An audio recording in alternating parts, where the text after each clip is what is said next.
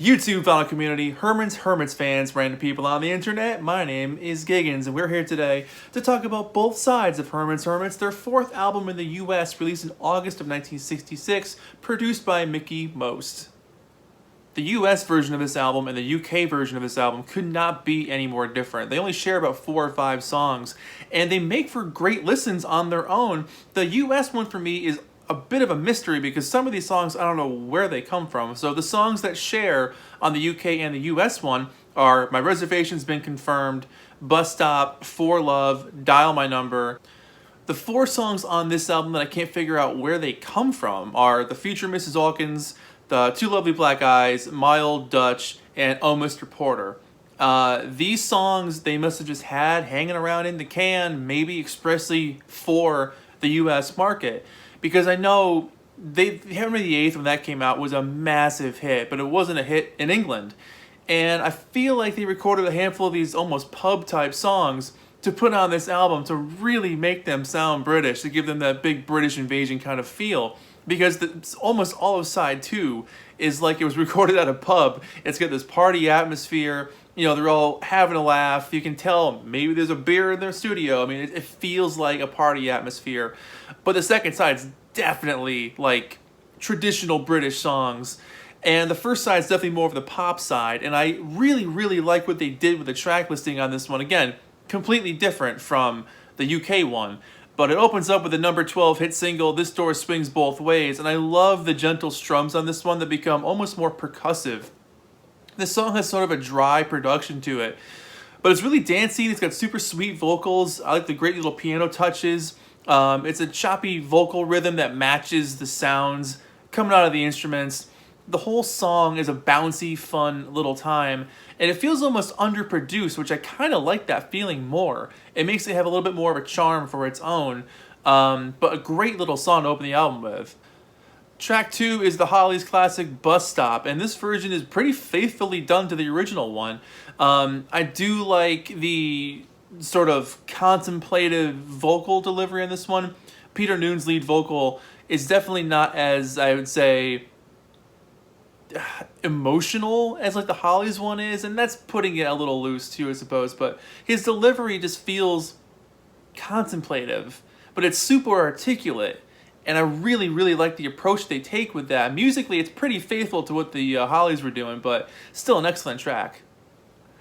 The next song on here, For Love, is one of my favorite Herman songs. Definitely kind of like a raunchy song lyrically, but also musically as well. Heavy, groovy rocker, excellent guitar solo, really good toughness to it. Kind of an unexpected feel from Hermits.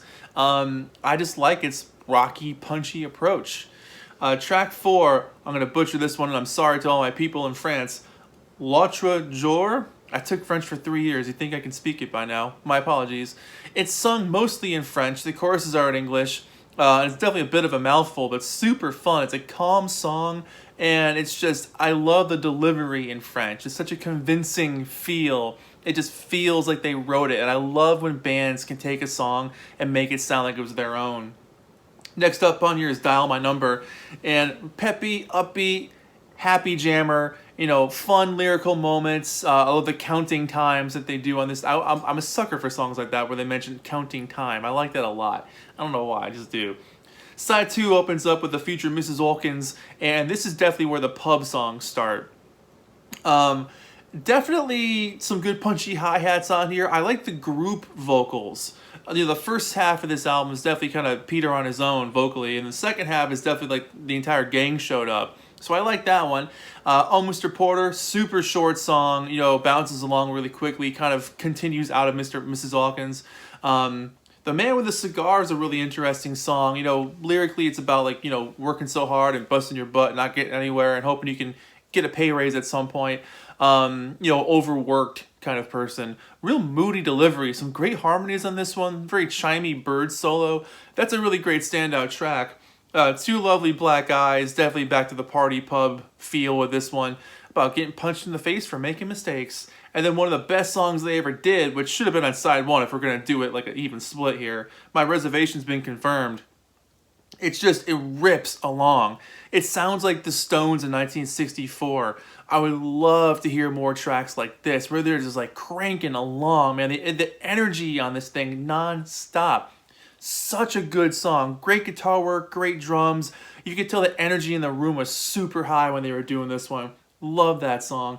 And then it ends with My Old Dutch, another pub type song with just vocals and piano.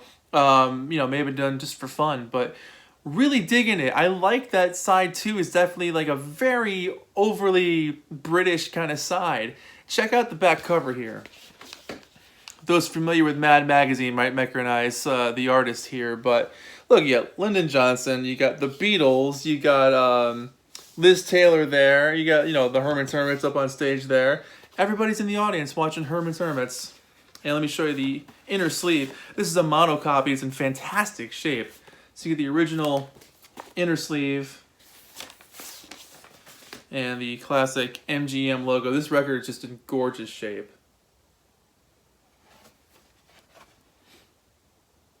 So cool.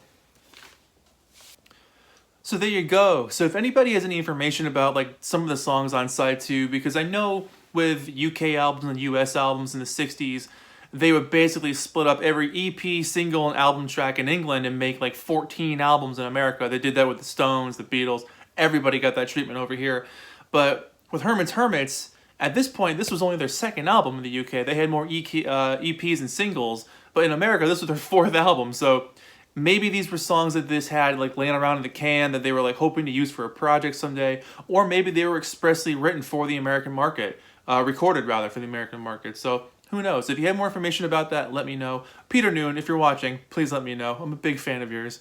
But that's it. Hermits, both sides. Easily a 7 or 8 out of 10. It's a fun album.